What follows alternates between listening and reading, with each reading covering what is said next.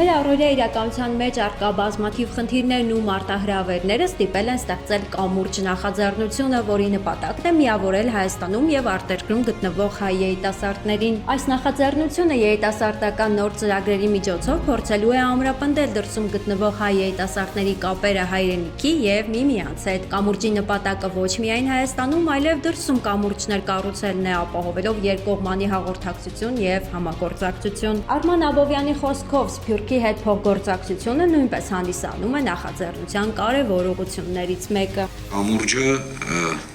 մեր գերնպատակն է, կամուրջը դառնա հասարակության, ինչու ոչ կամուրջը, հասարակության կամուրջը միմյանց հետ։ Ոչ միայն Հայաստանում, ինչպես ընդգծեցի, այլ նաև Սփյուռքում եւ հայ-ռուսական հարաբերությունների ներքո։